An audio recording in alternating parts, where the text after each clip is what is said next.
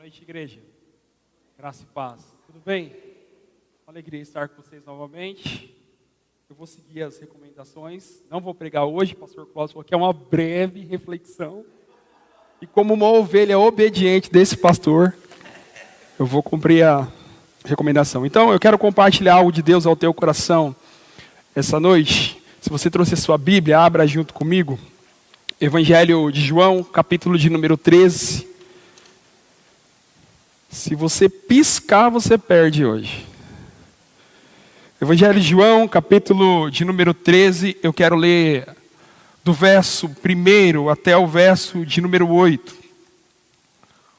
Um texto muito conhecido, um texto que faz menção ao que nós já desfrutamos essa noite, da mesa do Senhor, a Santa Ceia. Então eu diria que o que nós vamos compartilhar nesse momento são algumas lições sobre a última ceia. Mas eu queria que você memorizasse algo ou você pudesse salvar no teu coração.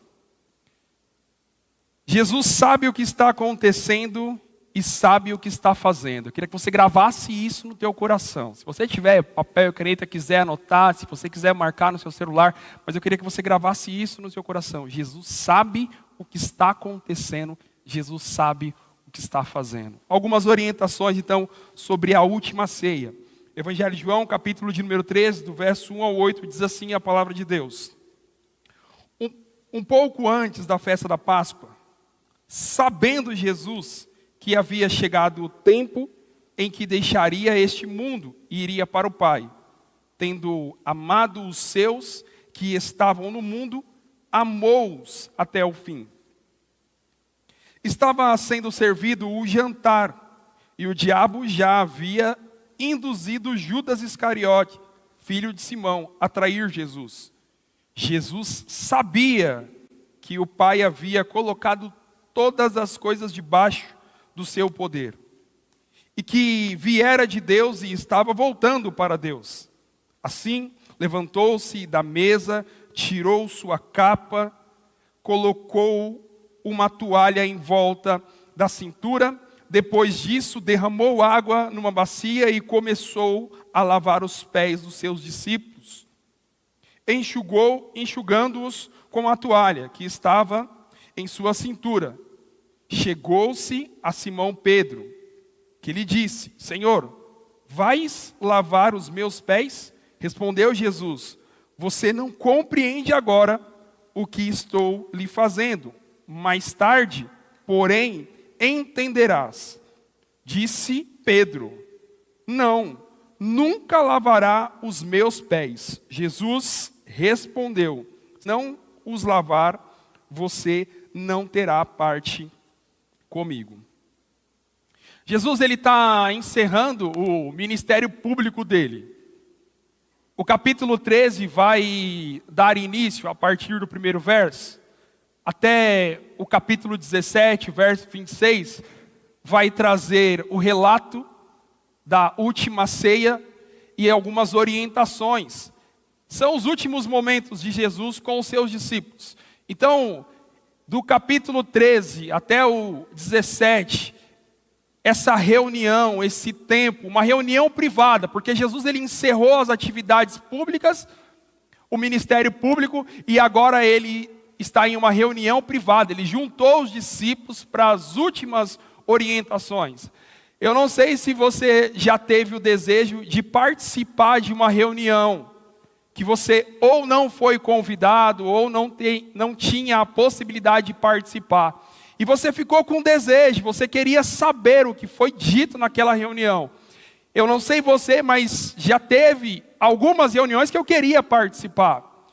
Mas olhando para a Bíblia, sem dúvida essa seria uma das reuniões que eu gostaria de participar e daria tudo para ouvir as últimas recomendações de Jesus. Mas, a despeito de ser uma reunião privada, ela depois se torna pública através das Sagradas Escrituras.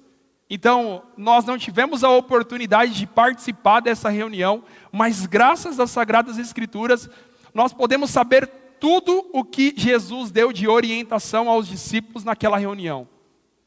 Então, aquela reunião que era privada, era para os discípulos, depois se torna pública.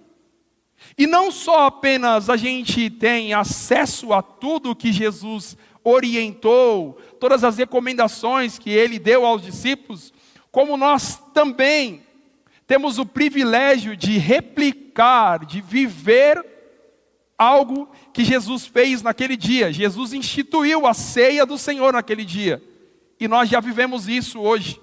Você consegue se imaginar nessa reunião, essa última reunião de Jesus? Então a ceia nos remete a isso, esse privilégio de poder viver aquilo que Jesus, ele fez com os discípulos na sua última reunião. Então esse capítulo 13 vai narrar a ceia, essa orientação de Jesus. Mas tem algo que chamou muito a minha atenção, se nós se atentarmos aos 3 primeiros versos, vai deixar claro que Jesus, ele sabe o que está acontecendo. Ele tem noção de tudo o que está acontecendo. No primeiro verso, diz que ele sabia que tinha chegado o tempo dele e que ele está voltando para o Pai. Então o primeiro verso diz que Jesus sabia que o tempo era chegado. No verso de número 2, fica claro que Jesus sabia que ele seria traído. Satanás já tinha seduzido o coração de Judas. O verso de número 11 vai dizer depois que Jesus sabia que seria traído. Mas no verso 3 já fica claro que Jesus sabia que ele seria traído. No verso 3 vai dizer que Jesus sabia que Deus tinha colocado todos ou todas as coisas debaixo do seu poder. Então os primeiros versos, o primeiro, o segundo e o terceiro vai mostrar que Jesus sabia o que estava acontecendo. Ele sempre sabe. Às vezes nós temos essa sensação e o sentimento que parece que Jesus não sabe do que está acontecendo, mas ele sempre sabe. Aí quando nós olhamos para os próximos versos, então o verso 5 até o verso de número 8, nós vamos ver que Jesus, ele faz algo e ele sabe o que está fazendo. Por isso que eu disse, grave no seu coração, Jesus sabia o que estava acontecendo e Jesus sabia o que estava fazendo. Então nos versos 5 até o verso de número 8, Jesus vai fazer algo que vai chamar a atenção dos discípulos e vai gerar um impacto nos discípulos. Em especial Pedro, porque Pedro vai ser o único discípulo citado aqui nesses versos que nós lemos. Jesus ele faz algo que vai impactar, é muito marcante. Pedro já havia visto Jesus fazer grandes coisas, milagres, sinais, prodígios, maravilhas, mas eu acredito que nada foi tão impactante para Pedro quanto ver Jesus lavando os pés dos discípulos. Você vai ver que Pedro ele vai ficar perplexo diante disso. Então Jesus, ele vai lavar os pés dos discípulos. O verso de número 4 e 5, Jesus está lavando os pés dos discípulos. Pedro está observando Jesus fazer isso, e creio eu que Pedro está ali perplexo, ele não está acreditando, ele está dizendo, não é possível que Jesus está fazendo isso, não faz sentido ele sendo mestre, quem ele é, lavando os pés do discípulo. Então verso 4 e 5, Jesus está lavando os pés, Pedro está observando. No verso de número 6, diz que Jesus chegou a Pedro. Então eu quero imaginar que Jesus veio lavando os pés, Pedro foi dando um jeito de ficar de canto, tentando fugir, porque ele não estava acreditando, ele diz, não é possível. Eu acho que Jesus não está bem. Eu acho que ele não sabe o que ele está fazendo. Aí no verso 6, Jesus chega a Pedro. Quando Jesus chega diante de Pedro, Pedro faz uma pergunta.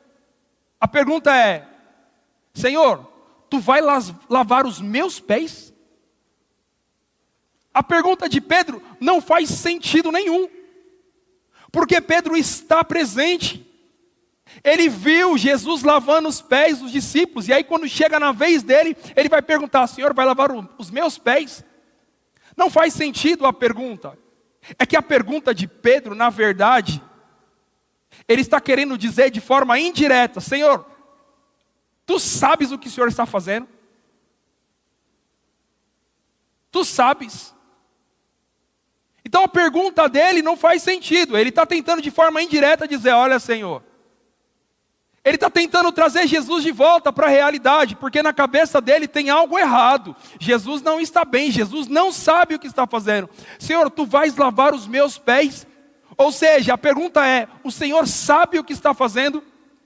Aí Jesus vai responder para ele no verso de número 7. Ele vai dizer, Pedro, na verdade, é você que não sabe o que eu estou fazendo. Eu sei o que eu estou fazendo. Verso 7. Jesus respondeu, você não compreende agora o que eu estou fazendo. Mais tarde, porém, entenderás. Pedro está dizendo, olha, o Senhor sabe o que está fazendo? Ele diz, eu sei o que eu estou fazendo. Quem não sabe é você, Pedro. O que eu faço agora, você não entende. Mais tarde, você entenderás. Aí Pedro responde Jesus, não, nunca o Senhor lavará os meus pés. Pedro, ele vai resistir a Jesus. E aqui é a primeira lição que eu aprendo com Pedro. Que a nossa resistência àquilo que Jesus está fazendo pode impedir que o propósito se cumpra em nossas vidas. Então Pedro, ele vai resistir ao que Jesus está fazendo. E resistir ao que Jesus está fazendo pode impedir de viver o propósito de Deus para as nossas vidas. Resistir ao que Jesus está fazendo pode impedir você viver o que Deus tem para a sua vida. Essa é a primeira lição. Então, existem muitas coisas em nossas vidas que nós ainda não vivemos. Não é porque Jesus não fez, é porque nós estamos resistindo ao que Ele está fazendo, ou o que Ele já fez. Um exemplo claro, Jesus morreu por algum ou por todos? Por todos. Existem pessoas que ainda não foram salvas, por quê? Porque estão resistindo ao que Jesus já fez. Então existem muitas coisas na nossa vida que, por nós não buscarmos entender o que Jesus está fazendo, a gente acaba resistindo ao que Ele está fazendo. Só que aí existe algo que também fica muito claro. Ainda que a gente busque entender o que Jesus está fazendo, a segunda coisa que nós aprendemos aqui, que existem coisas que Jesus está fazendo, que nós não vamos entender num tempo presente. É o que Ele diz, olha Pedro, o que eu estou fazendo agora, você não vai entender. Mas no futuro você vai entender. Amanhã você vai entender. Então é não resistir e confiar em Jesus. Ainda que você não esteja entendendo, busque entender. Mas se você não chegar ao entendimento, confie que Ele está fazendo. Ainda que você não esteja entendendo, existe um propósito de Deus. O que a gente precisa é simplesmente não resistir, é entregar, confiar e deixar fluir aquilo que Deus tem para as nossas vidas. Vou dizer novamente, existem muitas coisas que Deus já liberou sobre as nossas vidas e nós não estamos vivendo ainda, porque nós estamos resistindo ao que Jesus está fazendo e já fez por nós. Entenda que quando nós aceitamos Jesus, não aceitamos Jesus para que Ele faça algo pela nossa vida. Nós aceitamos porque Ele já fez. Então depois que nós aceitamos, a gente precisa quebrar as resistências para viver tudo aquilo que Deus já liberou sobre as nossas vidas. Nós não seremos abençoados, nós somos abençoados. É uma questão de não resistir. Porque a bênção de Deus já foi liberada sobre as nossas vidas. A terceira coisa que eu aprendo aqui, é que tudo que Jesus faz, Ele faz por nós e faz por amor. Tudo que Jesus faz, Ele faz por nós. Jesus não faz nada por acaso, Ele faz por um propósito e Ele faz por nós. Verso de número 8, depois que Pedro diz, o Senhor nunca lavará os meus pés. Aí ele vai revelar qual que é o propósito. Ele vai dizer, Pedro, se eu não lavar os seus pés, você não tem parte comigo. O que eu faço, Pedro, não é pelo meu interesse. O que eu faço é por nós. Então tudo que Jesus faz é por nós. Então se eu entendo que Jesus me ama, se eu entendo que o que Jesus faz, Ele faz por nós, a única coisa que nós precisamos fazer é não resistir e viver tudo aquilo que Ele faz por nós. E o grande exemplo disso é essa mesa. Essa mesa dá testemunho disso, que tudo o que Jesus faz, Ele faz por nós. Ele morreu na cruz do Calvário por nós. Tudo que nós precisamos é não resistir. Eu já venho falando isso há muito tempo. Todas as áreas da nossa vida já foi abençoada por Deus. O que nós precisamos é não resistir aquilo que Ele já fez e aquilo que Ele está fazendo. Então não resista. A bênção de Deus já foi liberada sobre a sua vida. A nossa oração não tem que ser, Senhor, nos abençoe. A nossa oração tem que ser, Senhor, nos ajude a não resistir ao teu propósito, à tua vontade. Você vai ver que na oração do Pai Nosso, Jesus, Ele vai dizer, Senhor, seja feita a tua vontade. Ele está dizendo, olha, Senhor, a minha oração não é pedindo que o Senhor nos abençoe, a oração é que a tua vontade se cumpra. Então nos ajude a não resistir à tua vontade. Nos ajude a não resistir ao que Jesus está fazendo. Então não é sobre o que nós vamos fazer, é sobre não resistir e viver aquilo que Jesus já fez e está fazendo em nós e através de nós. Então me ajude a pregar, diga aí para quem está do seu lado, olha, Jesus sabe tudo o que está acontecendo. Jesus sabe o que está fazendo. Então não resista e viva o propósito e a vontade de Deus para a sua vida. Vamos ficar de pé, eu quero orar junto com você, agradecendo a Deus por essa noite.